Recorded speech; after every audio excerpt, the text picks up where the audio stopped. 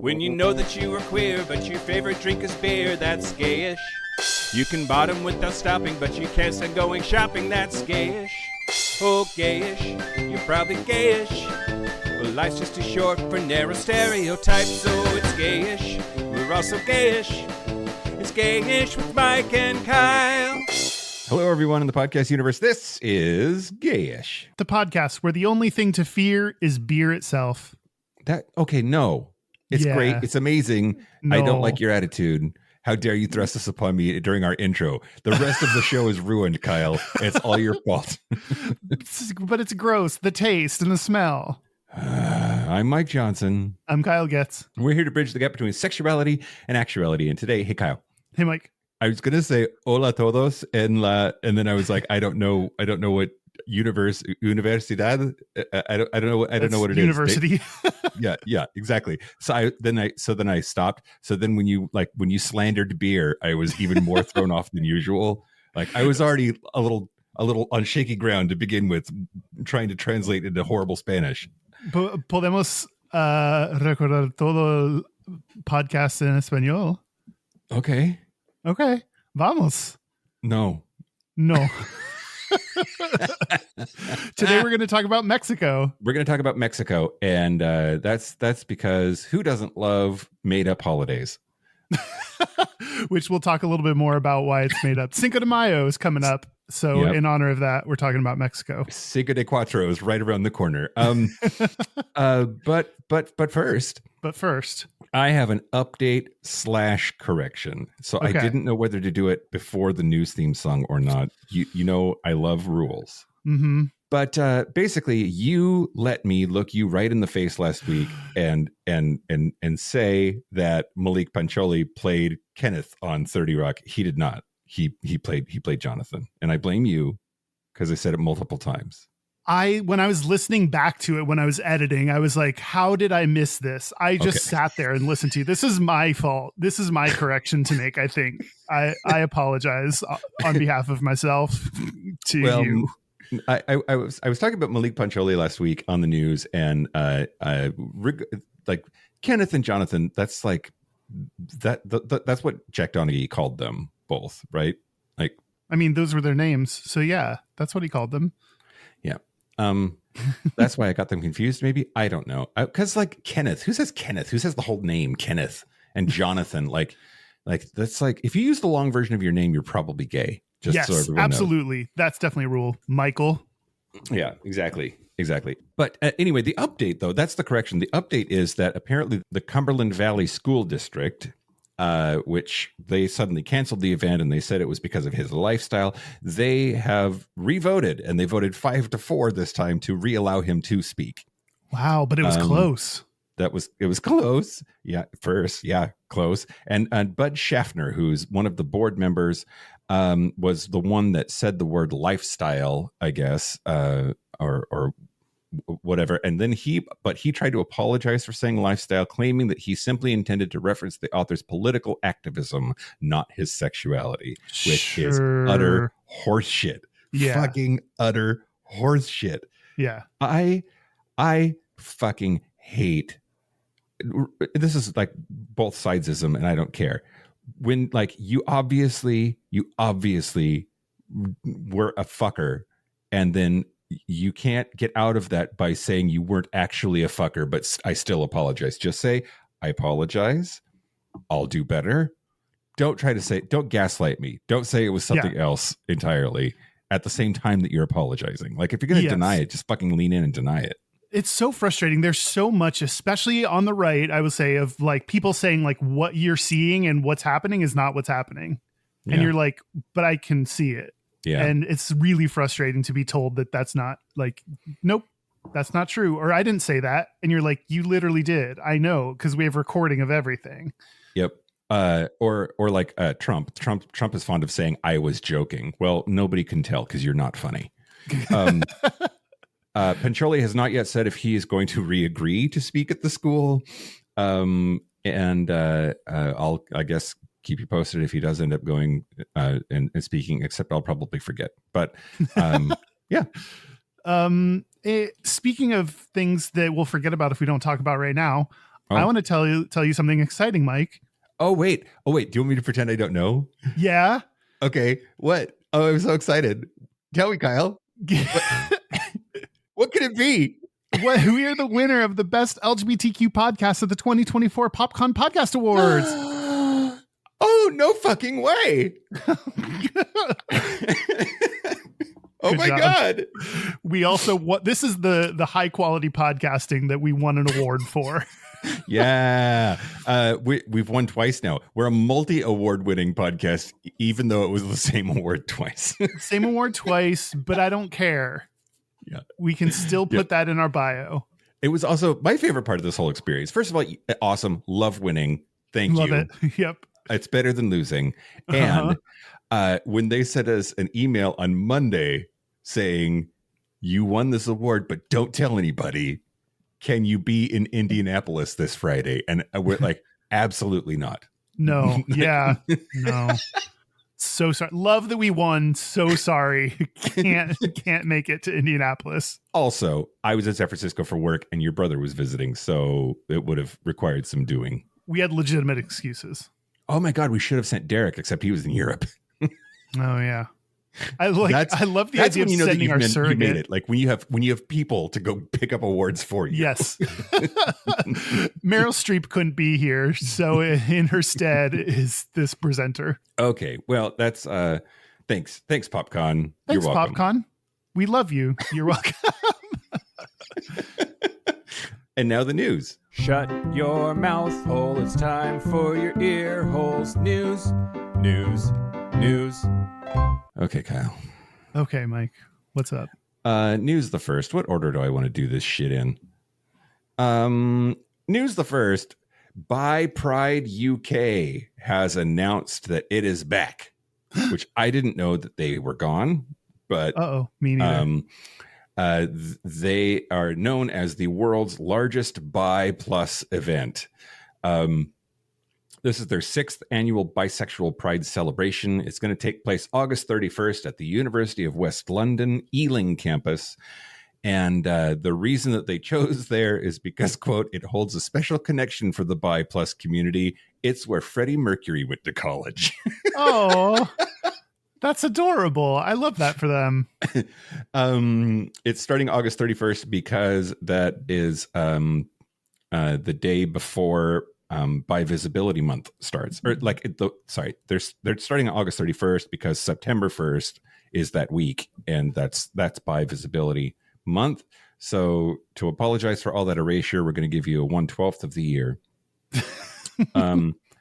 And Bi Visibility Day is on September 23rd.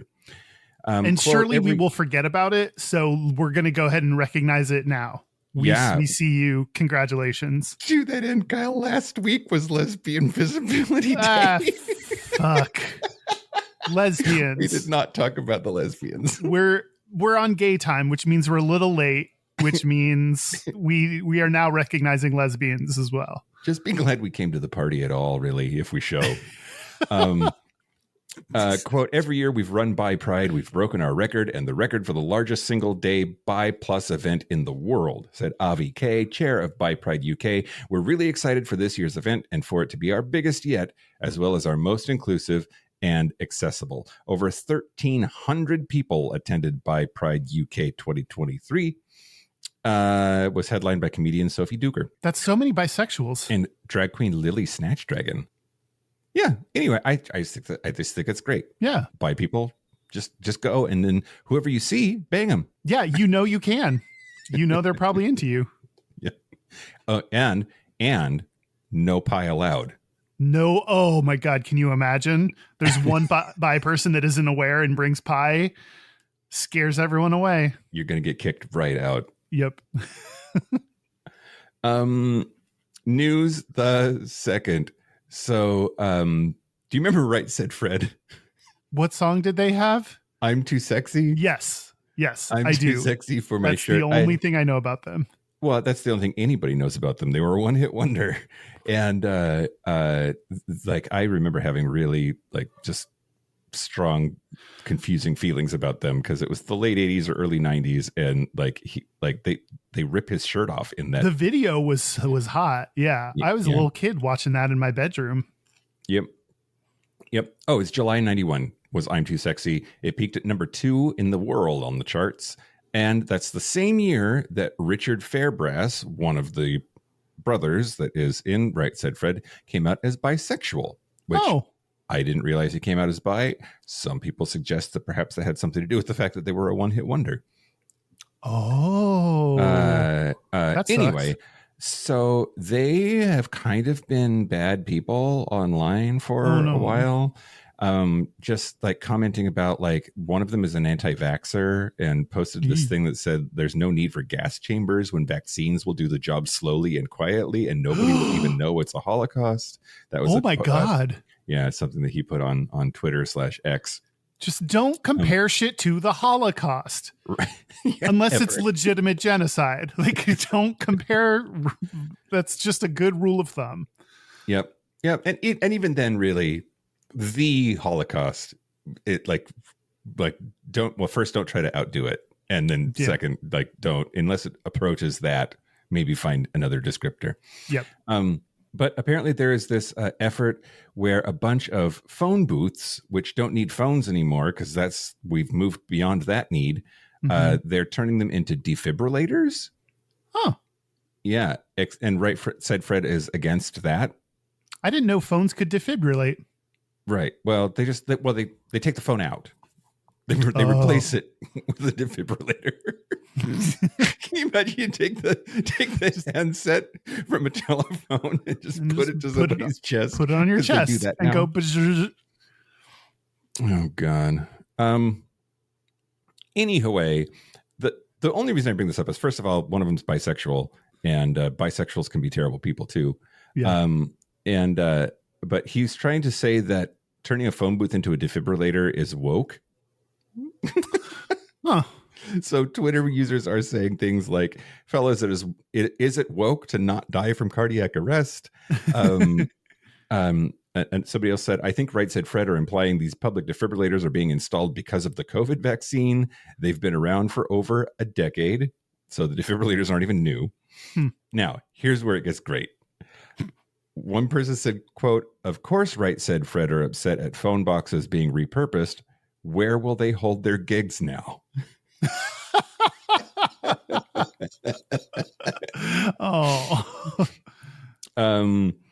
Let's see. Then there were a couple of others that were really, really awesome. Let me see.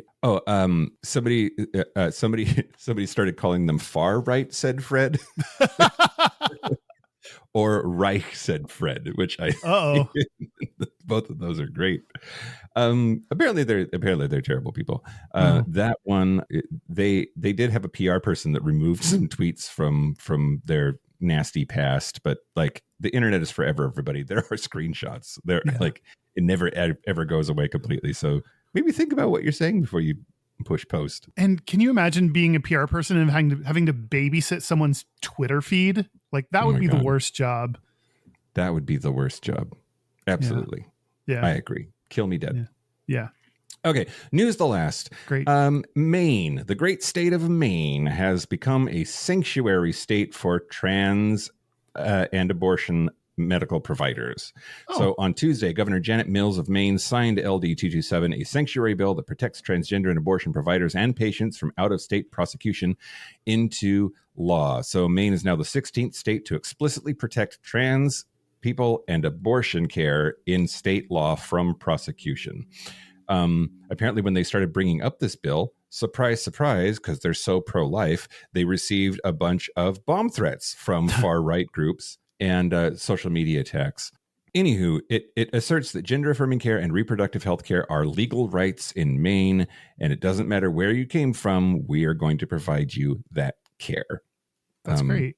Which I think, it's absolutely absolutely necessary, in part because there are states that are going the exact opposite direction. The state of Tennessee is the most egregious example this week. They're passing a law that said, at first they had to change it, but they were trying to say that parents weren't allowed to take their children out of state if that's the kind of care that they were receiving. Basically, if you traveled to a state that didn't suck and then brought your trans kid back to Tennessee, you would still go to jail. Are they allowed to do that? I mean, I guess they can pass a law that says whatever they want, but whether it's actually constitutional is a different thing. Almost certainly unconstitutional. States have I hate states now, Kyle. I think states are stupid and we shouldn't have them. I agree.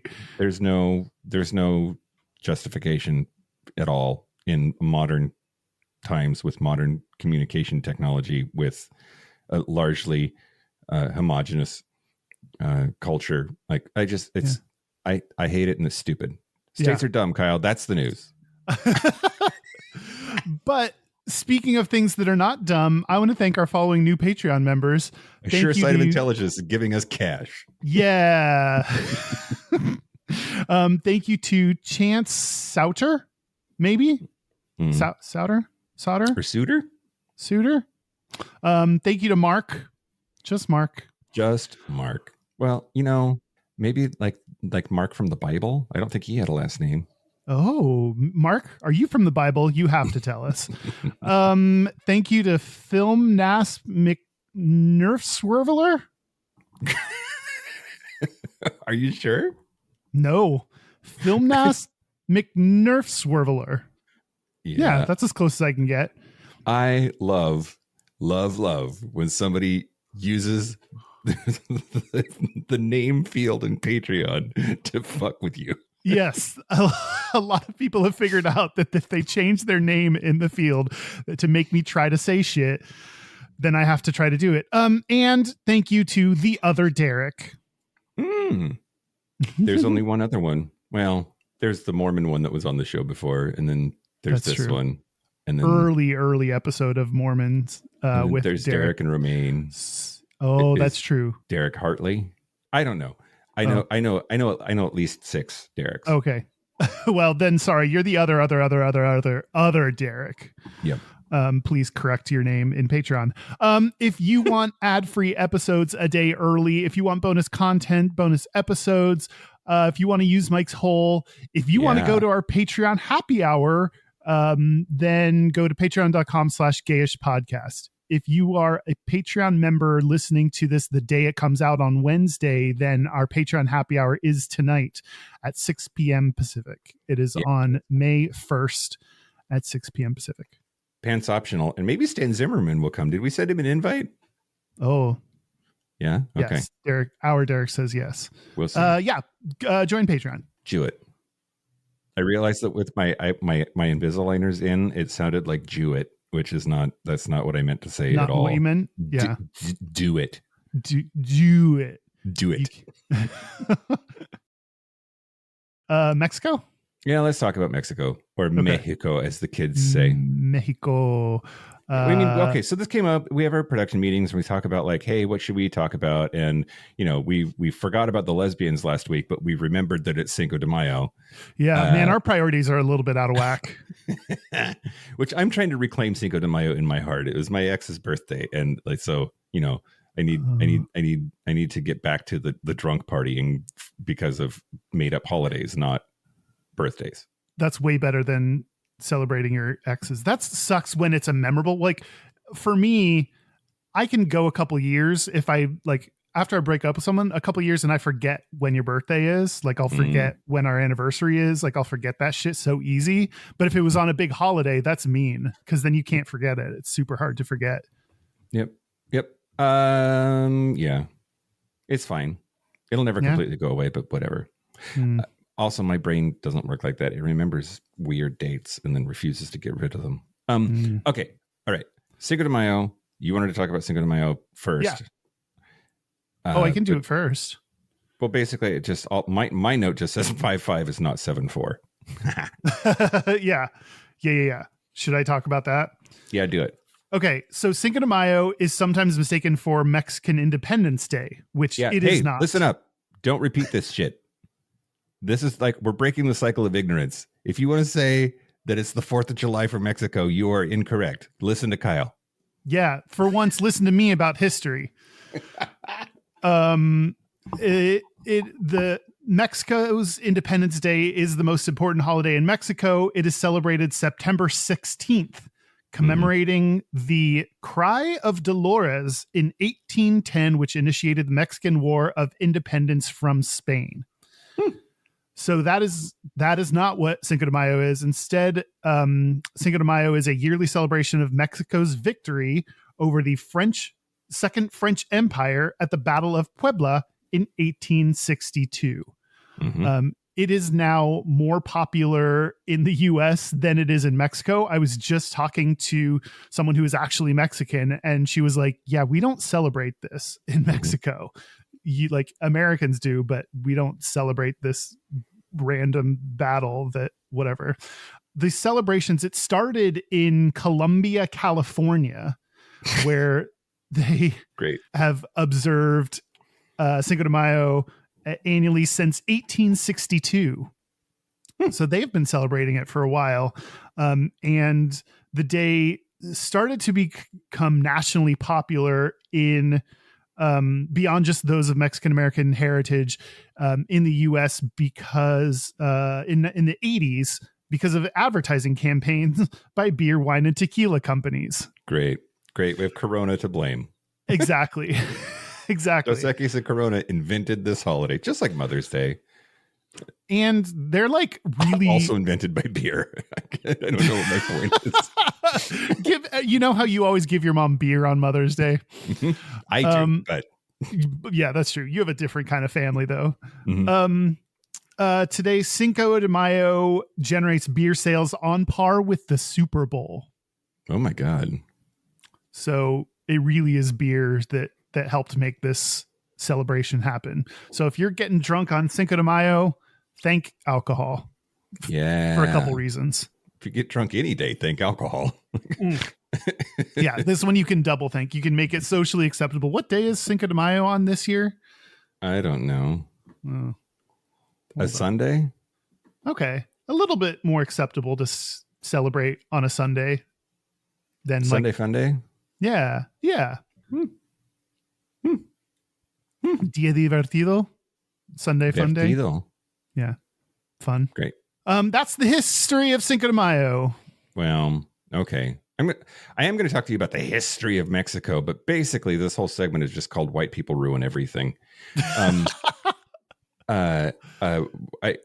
mostly going to talk about the gay history of Mexico or the queer history of Mexico, but it does touch on some like stuff. Now, here's the thing: don't at me, everybody. I like reading about history and making shit up on the show sometimes, but I'm not a historian, and I'm going to fuck up some of the finer points of this. And I'm not trying to just be kind with your feedback. Yeah. I did notice as I was reading through this that there are quite a few parallels, not exact, but parallels between what happened in Mexico and what happened in the United States. And by that, I mean white people came here and ruined it. Great. They arrived at a place that already had civilizations and cultures and people and just fucking ruined it.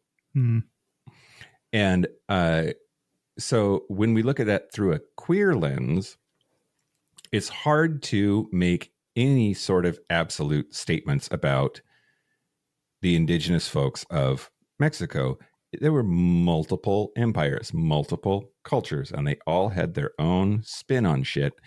And that's true here in the United States as well. Not all Native American tribes had the same culture, the same beliefs, the same thoughts. So like there's just very few things that you can say that are absolutely true that apply equally to everyone that was already there in the case of Mexico, already here in the case of the United States.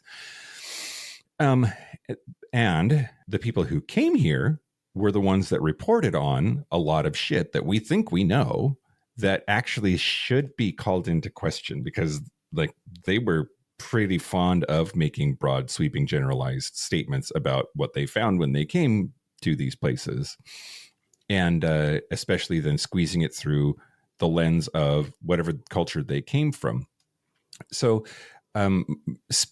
Mexican history really is a story of colonialization. It happened there earlier than it did in the United States, but prior to the Spanish, folks from Spain coming to Mexico, It was this sort of fractured, multicultural, many different empires arrangement.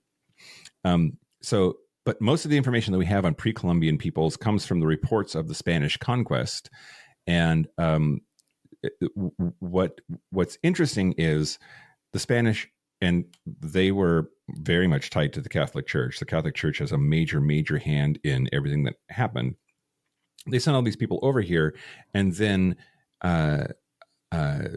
when they're trying to justify to the Spanish crown why we need to take over Mexico, of course it's about money.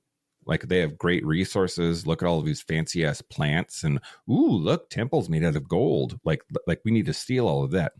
But the justification, some people say that the justification actually was made on propaganda grounds, that it wasn't just about like, hey, let's go take them over because they're rich.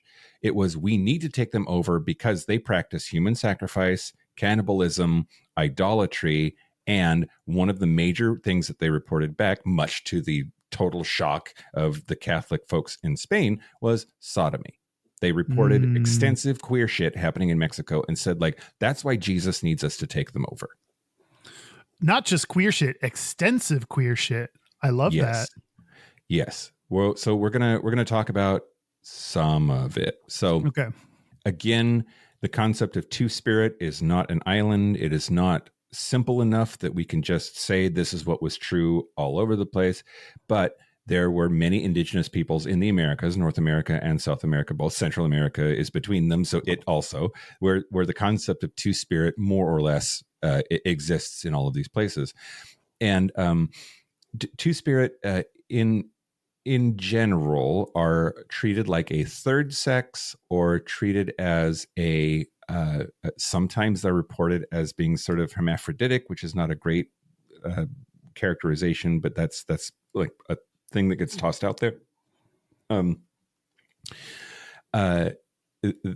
the Spanish conquistadors, when they came to Mexico, saw men who dressed in a feminine way. What they saw as being men, dressed in feminine attire and doing mostly feminine work, but in some cases would also then take up the spear and do the warrior thing and be a fighter. They were really sort of confused by this. Two spirits, largely depending on the pocket, were considered neither men nor women by most societies, but were considered like a third sex. Often they had spiritual functions of some kind that had been selected by the gods to perform a religious or ritualistic function. The conquistadors reported and said that they were passive homosexuals, and the existence of two-spirit people, they're like, they're bottoms. We have to put a stop to that because it's always about what the penises are doing. Yep. And that's how they, in part, justified this conquest that they were doing. Man, imagine being so angry at bottoms that you take over a country. I mean, they took over the Castro. No, I don't know anything. This is super interesting, like separate from the whole two-spirit concept. Among the Maya, the Mayans were one of the empires that existed in Central and South America.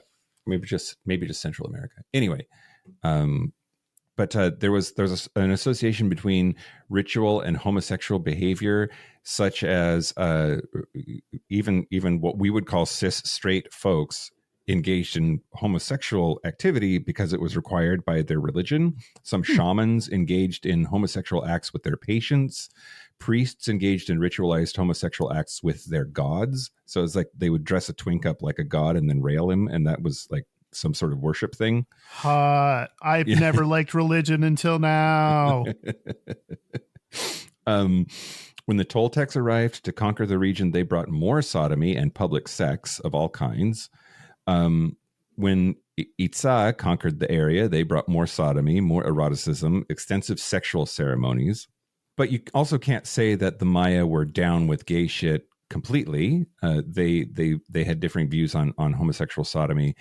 The Maya Chilambalam books, for example, regularly contain sexual insults directed towards the Itza, like So like they're doing this thing where like they rail the twink dressed up as God, and like that's religious. And then when the Itza came and they were like having gay sex for fun, they're like, look at these faggots. Like they like it was interesting how like as long as it was at church, it was fine. Yeah. So the hypocrisy of religion maybe has been around since religion has existed. And not just on the European continent. Yeah. Right. According to mythology in that book, sodomites were responsible for destroying the order of Mayan society by producing illegitimate children through their anuses. Butt babies. But they had butt babies, and that's why like they couldn't run shit, because they were butt babies, and butt babies are dumber or something. I don't know. It was. I thought this was interesting. The Zapotecs of the Isthmus of Tehuantepec in southeastern Mexico did not develop a culture of conquest, and that might explain their relaxed attitude toward masculinity. It is interesting, and I think this is true. Like, maybe not 100% all the time, but it does seem like societies that are bent on dominating, military takeovers, also tend to have these like really rigid, toxically masculine ideas about what it means to be a man. Mm-hmm. And that leads them to be more homophobic. And right. Anyway, the Zapotecs, they had a third gender. They called them Mushi, and they still exist. It was an intermediate between male and female who played both gender roles in everyday life. It's important to note that two-spirit and similar native terms refer to gender, not sexual orientation or biological sex. But anyway, just Mexico was all over the place before the Spanish got there. The Spanish got there, and they were like, butt sex is bad. Jesus says so. Knock it off. In those words, I'm sure. Yep, exactly what they said. It's carved in Spanish in the rocks. Yep. Oh, I forgot to say this part. There were some parts of Mexico that were like really, really, really bad for gay people. In Texcoco, the Chichimecs were there, and if you were a top, they would bound you to a stake and completely cover you with ashes and left to die. But if you were a bottom, they would pull your intestines out of your butthole and then cover you up with ashes and light you on fire. Oh my God. Being a bottom is worse, apparently. Man, bottom shaming to the max. Absolutely. Yep. Okay, so the Spanish, the Catholic Church, they take over and just absolutely decimate that society, ruin all of these cultures, totally plunder their artifacts and their minerals and the plants, like a whole bunch of just nasty, horrible, awful, typical white people colonial bullshit. But one thing that's interesting to me is that the French Penal Code of 1791 became the law of the land for a bunch of weird reasons, but basically it decriminalized sodomy way earlier. So places in the world that had the French Penal Code as the foundation of their legal system, and Mexico was one of them, ended up with sodomy being decriminalized. In the 18th and 19th centuries, way earlier than like Lawrence v. Texas was 2000 and some shit, right? Yeah. Was that on purpose, or was that an oversight? Did they accidentally miss that to make it a law? It's a great question, right? Because so the French Penal Code of 1791 came out of Enlightenment thinking. It's Montesquieu and César Beccaria. And they really said, first, every citizen should know what punishment he should endure. Basically, just like a checklist. If you do this, then this is the punishment. If you do this, this is the punishment. And so judges didn't really have anything to decide or weigh or like mete out what the punishment was. Judges were there to just like draw the line of like, okay, this is what happened, so this is what happens to you. And but then also, they explicitly did not enforce Catholic morality, which was very much a big part of French society and Spanish society, and but really they said that they would only punish true crimes, not the artificial offenses condemned by superstition. So they had a lot of like personal conduct things that were considered crimes in other European contexts that they just weren't interested in. They wanted, they had sort of at the base of their philosophy this idea that like if it didn't harm anybody and if it was in the comfort of your own home, privacy of your own home, go for it. We don't care. And so the places that end up with the French Penal Code as their foundation have, at least secretly, if varying degrees of acceptance of homosexual acts. Now, like a lot of places, and we've seen this over and over again, they would use different rules then to still go after gay stuff, right? Like they would say public indecency or unruly behavior. These were the things that they would still arrest gay people for. But strictly speaking, the butt sex part was not the illegal part. Yeah, which that happens all the time. And that's where like the vagueness of laws sometimes gets you in trouble, where, yeah, you can call just being gay unruly behavior or a disruption to society or, you know, whatever thing that actually was written down in the books. And that's at the discretion then of the, you know, in our society, the police person who arrests you and the judge who sentences you. Like they can just decide that you were unruly because you were gay or because you were kissing a boy. Yep. Absolutely.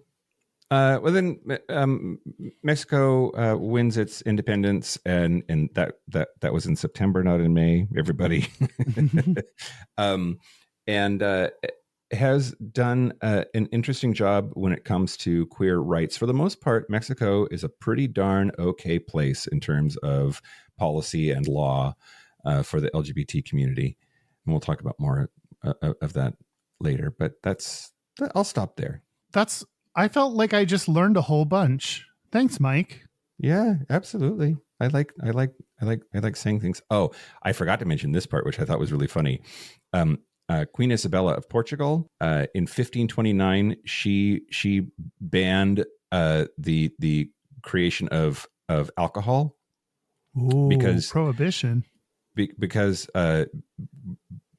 well, specifically agave for the use in tequila or other agave, like agave wine, like agave flavored stuff. But she thought this because getting drunk would make the butt sex happen. Oh, well, that it would cause sin. And I think she was probably right about that. Yeah. The gays love to drink. I always have. And drinking sometimes causes butt sex to happen for me. So right. Exactly. Anyway, you have some gata? I'm going to tell you some gata. Yeah. Okay, and this is about the gayness and acceptability of gayness in Mexico today. Okay. So about 5% of the population is LGBT, according to Mexico's National Statistics Agency, which is the INEGI. They did that rolls right off the tongue. Yep. The INEGI. I'm sure that's not what they say in Mexico, but they did their first national survey on sexual diversity in 2021. So that's the number they came up with. As we know, when you ask people what their orientation is, you often get underreported data because people are not out. That's the low end of the scale, we'll say. Yeah. Okay. So at least that's the data that we have right now. Pew Research Center in 2019 did a survey, Jesus, of where they asked the question, which one of these comes closer to your opinion? Homosexuality should be accepted by society, or homosexuality should not be accepted by society. Okay. I'm going to tell you the percentage of people who said it should be accepted by society. What? I'm nervous. I'm just nervous because also acceptance is great, but that's tolerance or whatever. And that's not, I'm just nervous. Give me. In Mexico, the acceptance is 69%. Yeah. Nice.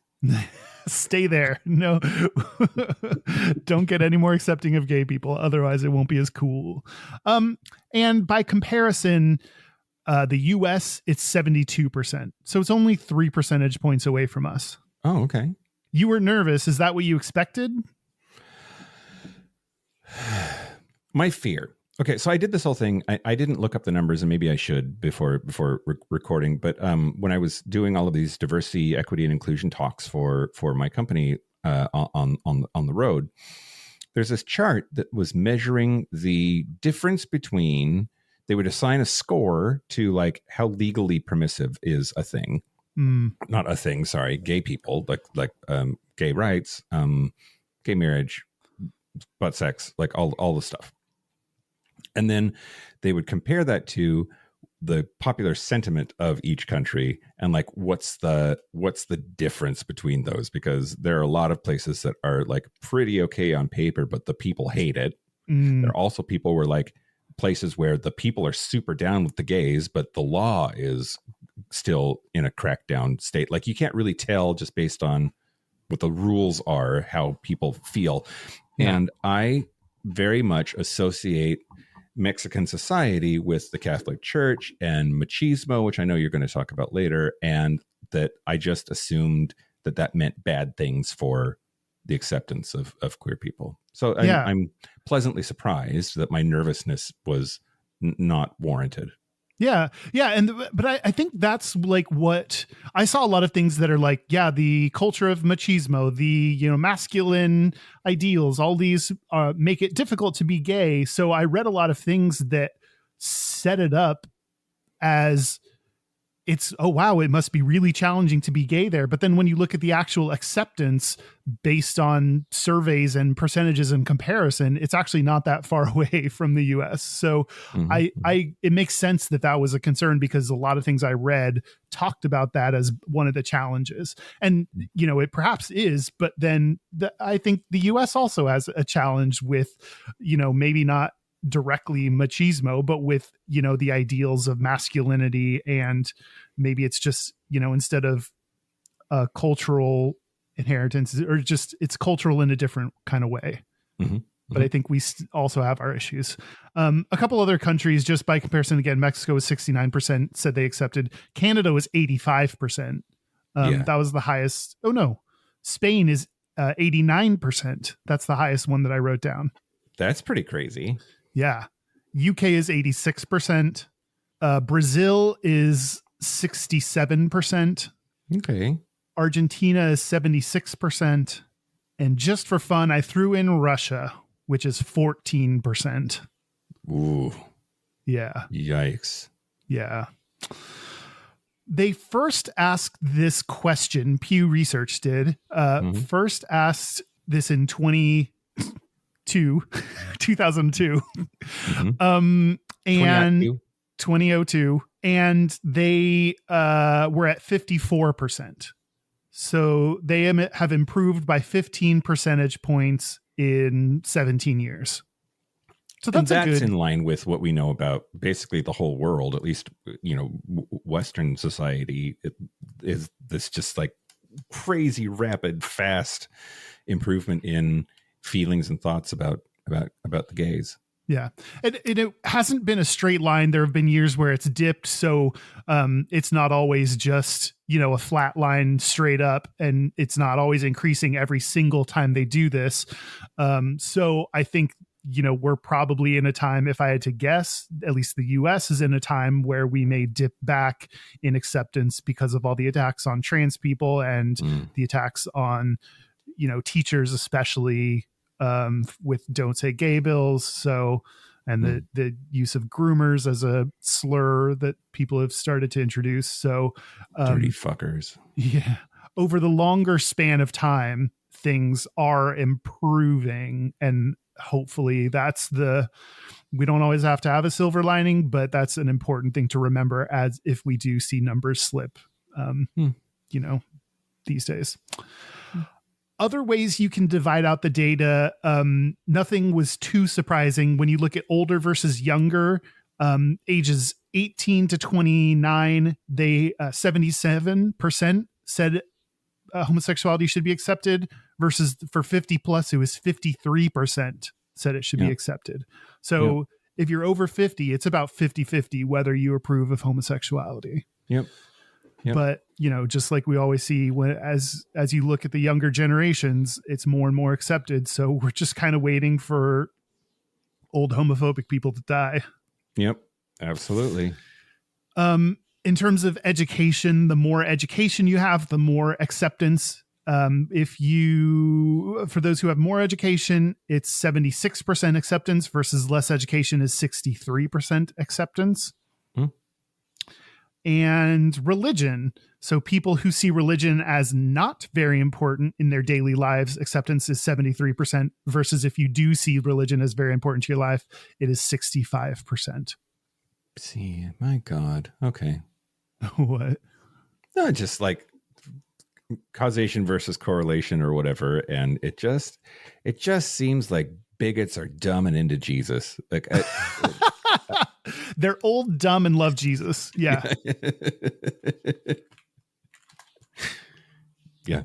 But that's not, I think, the thing that I've been getting better at is like, that doesn't excuse their behavior. Like just, they're from a different generation doesn't excuse, because you can still be an older person and evolve your ideas and learn new information and grow and to just discount an entire generation of people because of their age and say, they can't learn new stuff, they're set in their ways. Like that's really shitty. That doesn't give too much credit to old people. So you have to hold everyone accountable for learning new things and growing and evolving. Mom's dad is still with us. He's 91 years old. He's turning 92 in June. And if he can be down with gay people, absolutely anyone else can. Yeah, for sure. Those are the numbers. Great. I have another number for you. Okay. 41. 41. Yeah. You have no idea what I'm talking about. I'm aware of the number 41. Well, it's a number. It's a number. True. It's mathing. So apparently in Mexico, depending on who you ask, the number 41 is worse than the number 13. Oh. It's taboo and avoided. At one point in their history, the army left the number out of battalions. Hotels wouldn't have 41 as a room number. Hospital rooms wouldn't be numbered 41. There are some periods of time where people would lie about their age. They would just stay 40 for 2 years and then skip to 42. Like, it's really bad. Like 41 was bad, or is bad. This article from 2021 in LGBTQ Nation, I'll just read the opening of it. Quote, until recently, Alberta B. Mendoza hated 41. He cringed if his dinner bill or hotel room number had the number in it. And with the countdown to his 41st birthday, he dreaded the year to come. His hatred of the number started when he was a kid, growing up on the San Diego-Tijuana border. He was excited when some friends nicknamed him 41.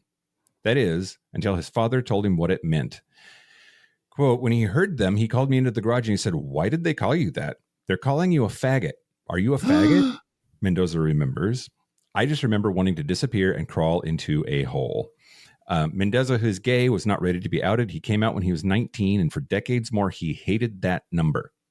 He made many achievements, including serving as the executive director of the National Association of Hispanic Journalists, and is now the managing editor of JSK Journalism Fellowships at Stanford University. That's an overachieving gay. Boy, howdy. But when he was about to turn 41, he was legit considering whether he wanted to be one of those people that are common enough that it's a known thing that was just going to stay 40 for the year and then move to 42 the year after that. Apparently, 41 indeed means faggot. And some people will tell you that 42 means not only just a faggot, but a bottom. Interesting. Wow. They have specific numbers for gays and specific numbers for bottom. All of it is, yes, exactly right. And all of it is because of November 17th, 1901, and was known as El Baile de los 41, the dance of the 41.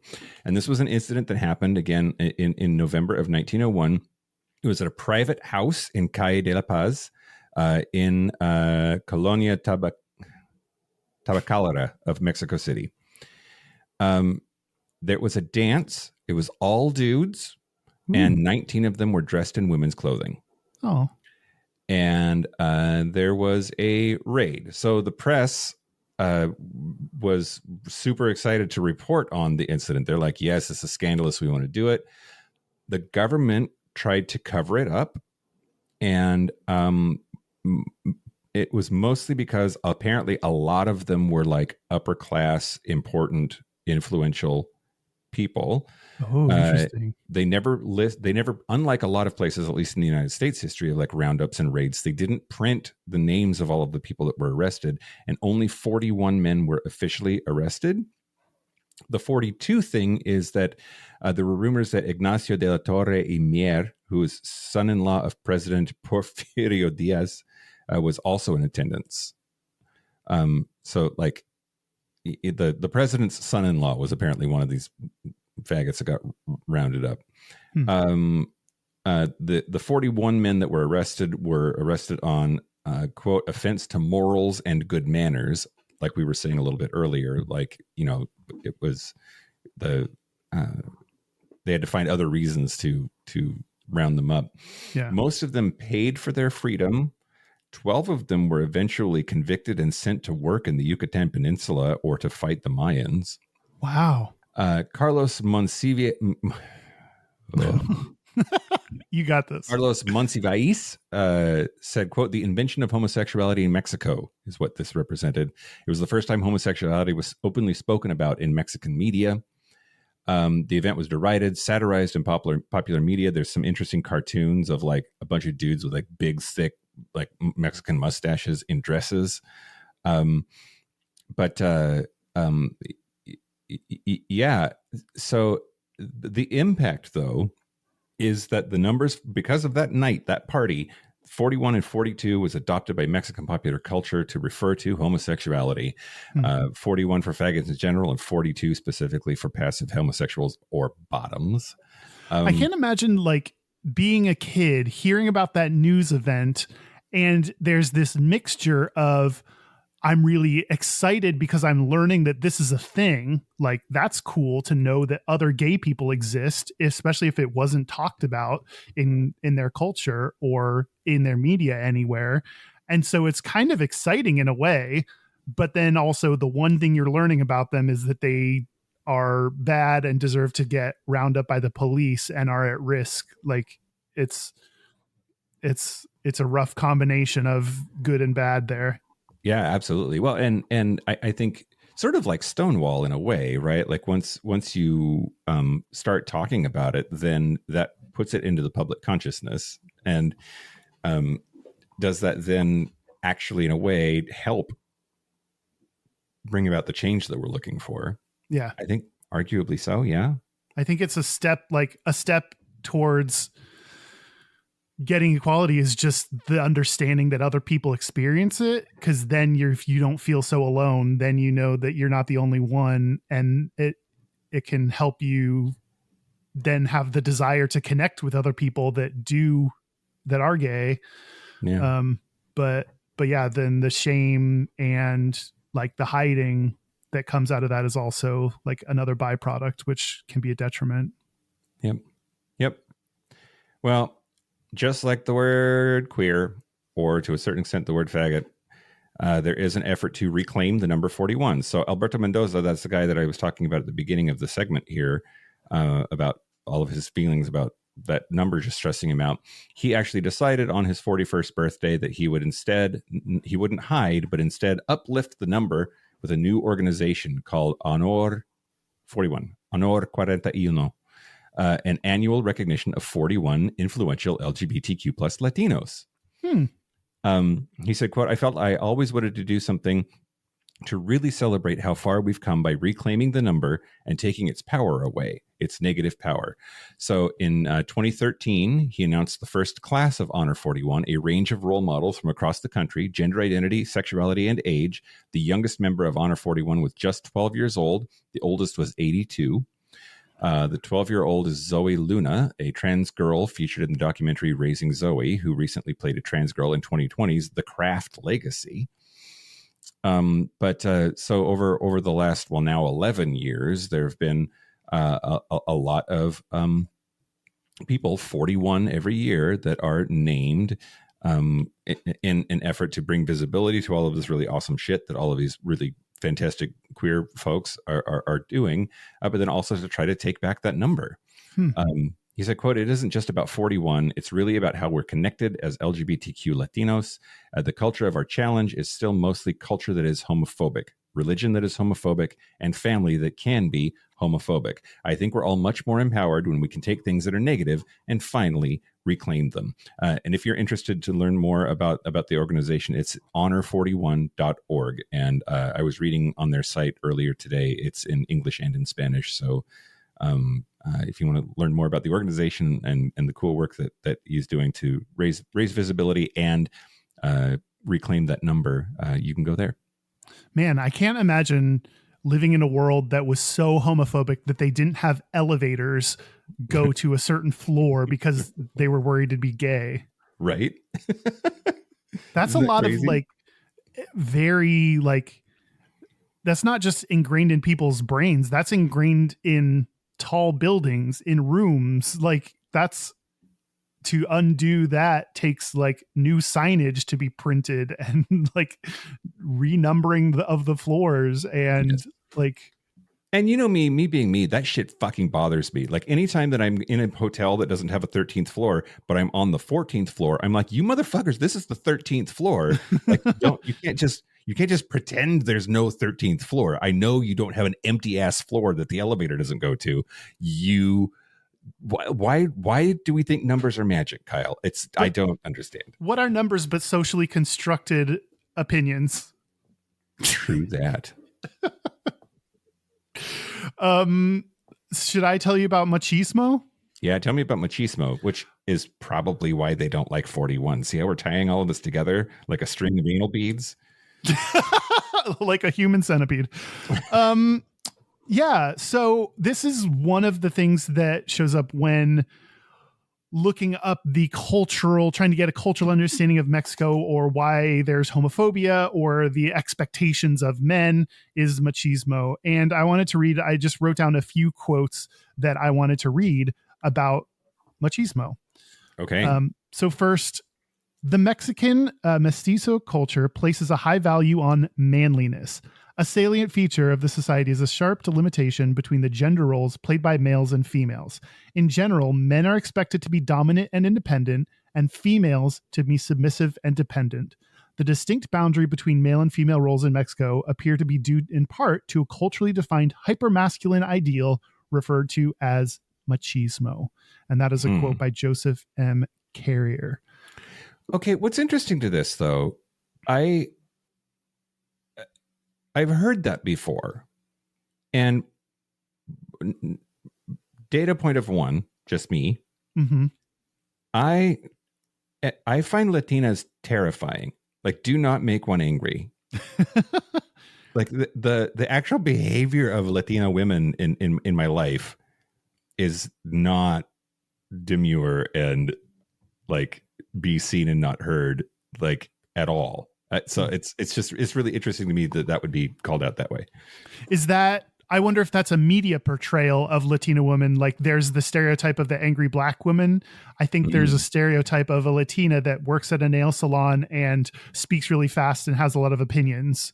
Like, I think that's a media portrayal. Maybe. I think that is in and of itself a stereotype that might. I wonder how much of that is also like the Americanized stereotype of Latino women. Yeah, I'm with you. That makes sense. And you have me thinking through too, like all of my like experiences in high school, and my hometown is about a third Hispanic, primarily Mexican migrant agricultural workers. And I'm realizing that I didn't see a lot of them interact with their husbands. Like there might be a thing there. Yeah. Like it's interacting with each other or with people that they're not married to, that I think I'm getting that from. I don't have a lot of experience to draw from to think like inside the context of a relationship. Maybe it's different. Yeah. Interesting. The next quote, it is not exclusively or primarily a means of structuring power relations between men and women.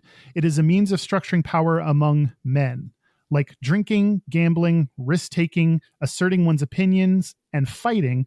The conquest of women is a feat performed with two audiences in mind. First, other men, to whom one must continually prove one's masculinity and virility, and second, oneself, to whom one must also show all signs of masculinity. Machismo, then, is a matter of constantly asserting one's masculinity by way of practices that show the self to be active, not passive. Yesterday's victories count for little tomorrow. That is a quote by Roger Lancaster. So that's interesting that it's not just the dynamic between men and women. It's also your belief, like how you feel about yourself and what you owe to yourself to do and you owe society to do and how you're expected to behave. Yeah. Which I think we also, trying to just relate it to my own understanding and culture and experiences. I think we have a lot of expectations of men. And I think a lot of what we talk about is these very things like drinking and gambling and having opinions and fighting. Like these are all similar stereotypes that we have of straight men in the US and expectations that are foisted upon us when we fight as little kids, they say boys will be boys and kind of excuse that behavior. Yeah. So a lot of this is expectations for men here as well. The last quote is about lesbians. Okay. But it is, quote, one of the cultural factors that has had the greatest impact in making lesbians invisible is the notion that we women do not have our own sexuality.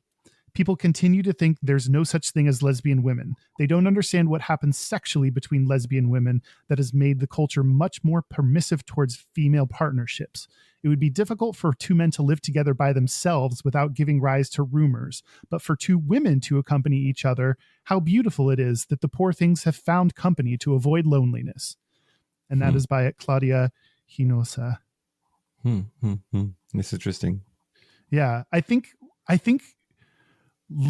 because we it's always about what men think, and because they think two women together is hot and also don't believe that they like think that everyone is just performing lesbianism for them to either attract attention or as a show or whatever, people don't see it as real. And it's both easier and harder. It's easier to make out with another girl and men are like, oh, cool, that's hot. And it's a little bit more accepted. But to have people believe that you're genuinely in a real relationship with another woman or that lesbianism is actually real is a harder thing to convince people of. Yeah. Yeah. Well, it isn't those presumptions that lead to bi erasure and like it's lesbian erasure now also in that world. Yeah. Yeah, absolutely. Yeah. To believe in someone's attraction and assume and know it's real and know you can form a real strong relationship with another person, that takes a different level of understanding than just seeing them kiss someone, it takes more of a ability to like empathy and ability to put yourself in someone else's shoes, or at least believe what they're saying when they say that they are whatever identity they claim. Yeah. So that's how machismo affects the culture and how it affects gender roles. Well, in the Patreon segment, you're going to read a letter? I'm going to read a letter about what it's like being gay in Mexico. Okay. Yeah. Well, there's what it's like to be gay in Mexico. I found a top 5 list of gay-friendly destinations in Mexico. Ooh. So here we go. I'm going to talk about them. Okay. Number 5, Zipolite, which I guess is an island. I haven't heard of it. And it is apparently lots of queer people go there. It's a beach kind of island, lots of sun, lots of places to stay, eat, and hang out that are welcoming to LGBTQ plus visitors. And it is the only nudist beach in Mexico, at least according to medium.com. Ooh. Yeah. Of course, the nude beach is where all the gays go. Right. That makes sense to me. Number 4 is Acapulco. Acapulco is, again, beaches. Apparently gays just love the beach, which I don't understand that at all. I don't love the beach. I don't love the beach at all, but apparently that's a place that a lot of us go. We love the beach, but there's a bunch of gay friendly spots. There's bars, clubs, places to stay, and I also feel like, at least when I was younger, Acapulco used to be like, that's where everybody wants to go. Like that was the fancy Mexican getaway. Yeah, totally. Number 3 is Playa del Carmen. Which is it has a lot of queer venues. It has resorts, beach clubs. There's a busy street called Fifth Avenue that has all of the gay stuff, and they have Playa Pride there every year that lasts a whole week. And it's also a good jumping off spot for things like going to Tulum, which are the ruins on the ocean there. Apparently that's a great place to go. Number 2 is Mexico City. Mexico City for a long time was the most populous city in the world. And the Zona Rosa is where all of the gays hang out there. There is a giant statue called the Angel of Independence that is representative of LGBTQ plus rights in Mexico. Oh, wow. There's so few places that have like any kind of statues or memorials to LGBT people. I think you could probably list them and so that's cool. They have one. Yep, absolutely. And they have the Marcha del Orgullo LGBT, which is a big LGBT parade. Pride, yep. But not a lot of beaches in Mexico City. It's inland. So if you're not a beach gay, that might be your go-to. That's where I should visit. Yeah. And then number 1, you know what I'm going to say? Do I? Yeah. Oh, I do. Puerto Vallarta. That's yeah. All the Seattle gays go to PV all the time. Apparently, so do gays everywhere. So it's on the Pacific Coast. And the neighborhood there is the Zona Romantica. There's lots of bars, clubs, hotels. It's the drag capital of Mexico, which I think is crazy. Oh, interesting. There's the Vallarta Pride Festival every year, and it is just gay as hell, Kyle. But beach gays. Beach gays. Yep. But that's it.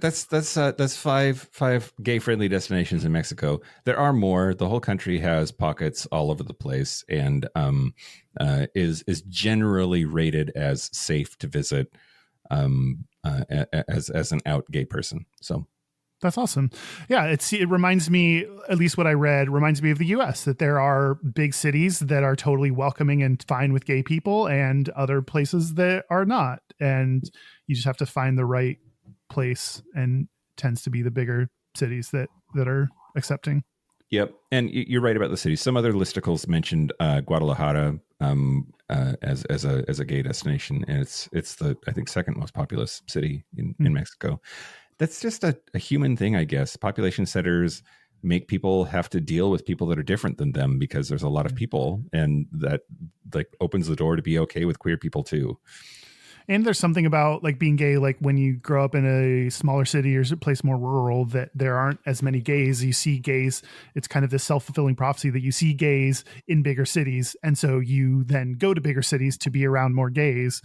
And I think that, yeah, but then you're right. The exposure to more people may help contribute to acceptance. And also, like, if you're in a big city, it's like, you can't care what everyone is doing. Like, right.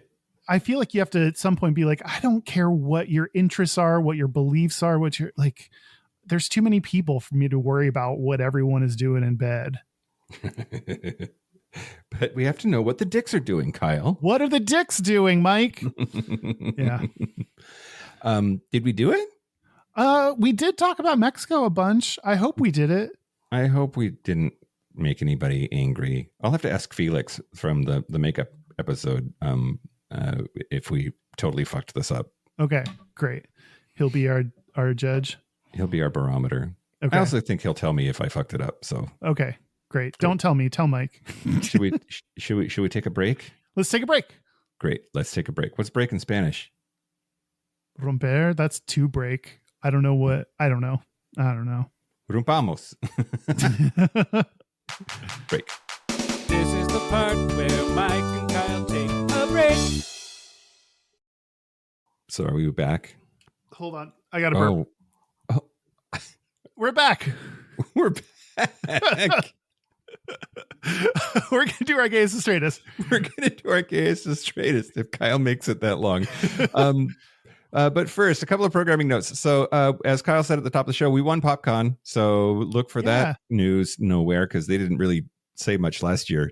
But but celebrate it in your heart with us. Celebrate it in your hearts. And then, of course, if you're on Patreon hearing this a day early, the happy hours tonight, look in the app for the Zoom link. It is at 6 p.m. Pacific this evening. Yeah. You don't have to have the app. You can also just look at it on patreon.com. It'll be the latest post. Yeah.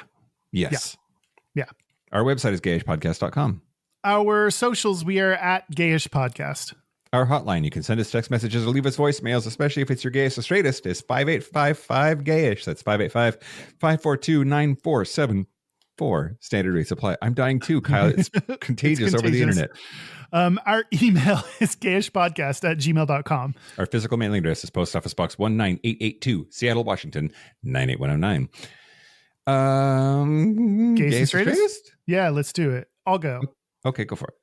My straightest is my brother came to visit, which was a lot of fun. He visited with his girlfriend, and I went out to get drinks with a bunch of friends and then realized it was all straight people. We all went to a straight bar with a bunch of straight people. Oh, I'm sorry I wasn't there to gay it up for you. It's okay. It was my straight posse for at least one night. Great. My gayest is the drinks that I ordered. I ordered a cider and then a vodka soda. So I ordered only gay drinks. Nice. Yep. Excellent. Hey, do they serve gay drinks in gay glasses at straight bars? What are gay glasses? You know, like if it's got a stem, it's gayer, or if it's a fun shape, it's gayer. I didn't get any stems or fun shapes. Wow. And when they serve a vodka soda, it's just a single vodka soda. Unlike gay bars, that it's default doubles. Yeah, in a pint glass. Yeah, totally. Well, the straightest thing about me this week, I was in San Francisco for work all last week, and it was kind of chilly on a walk from the office to the restaurant. So I took my cardigan off and gave it to a lady coworker because she looked cold because she was in a dress. I was like, this is so chivalrous of me. Yeah. Chivalry is straight. Very much so. That's very cute of you. Thank you. Yeah. It was also kind of non-consensual because she was like, no, I'm fine. I'm like, shut up, you're freezing. You kind of have to. Yeah, that's also chivalrous, is like non-consensual favors. Yep. And then the gayest thing about me this week was just like, I work with mostly straight women. And so I hung out with straight women most of the week and just kind of like being extra gay, like turning on the gay a little more because of the people I was hanging out with. Like, and then why is it that like, if I say dudes at the office are hot, it's adorable and everybody laughs and thinks it's cute. But if they do it, it's sexual harassment. Like I know exactly what you mean. If a dude is like, oh yeah, that girl, she's so hot. That's very different than you being like, oh, that dude is so hot. Yeah. I don't know. Sometimes I like the double standards because it works in my favor. Right. Exactly. It's privilege, more privilege, which as a white man, I need more of. Yep. Okay. This week we have a listener's Gayest or Straightest. This comes to us from Jesse in Florida. Yeah. Play it now. Hey, Mike and Kyle. Just giving you guys my Gayest and Straightest of the week. This is Jesse from Florida. First off, just got to say, absolutely love the podcast. My boyfriend introduced me to you guys, and I've actually been listening to you while I'm at work. Love the internalized homophobia episode, and you guys are just hilarious. Thanks for all the work that you do. My straightest of the week so far has been every day when I get home from work, I've been working on a classic car. I have plastic Alpaminos. I've been doing the carburetors, catalytic converters, basically just swapping out all the systems I can in it. The gayest thing is I'm going to take that car, and I got my boyfriend some flowers, a bunch of chocolates, and we're going to go out driving together. I'm going to take him to a really nice restaurant and do something really romantic for him. Well, thanks for all the work that you do. Okay, Jesse, here's the thing. I very much do exactly the same thing where I say I worked on the Jeep and then feel the need to name a bunch of parts of a vehicle. I feel like that's what you did, but you totally get points for it. Prove to me it sounded very straight. Right. When he listed them. Yeah. Thank you. So did we do it? Yeah, we did it. A thank you to Mexicans everywhere. Thank you, Mexico, for being amazing and beautiful. And I hope to be in you soon. Yeah, we want to be inside you. Speaking of people we want to be inside, thank you to our super cat bridgers. Thank you to Kaylee Adams, Kit Oliver, Kobe Gordon, Pip, Andrew Bugby, William Bryant, John Carley, Stephen Porch, Yost Osel, Harry Shaw, Jonathan Montañez, Wadu, Forrest Nail, Patrick Martin, Steve Douglas, Explosive Lasagna, Michael Covington, Just Jamie, Thomas B, Dusty Sands, A. Coleman, Chris Catatorians, and Jerome York. Thank you for your support. Thank you for your money. That's it. This has been Gayish. From the Chris Catatorian Studios, I'm Mike Johnson. I'm Kyle Getz. Until next week, be butch, be fabulous, be you. See you next week. See you next week. Adios. Adios. That's Spanish.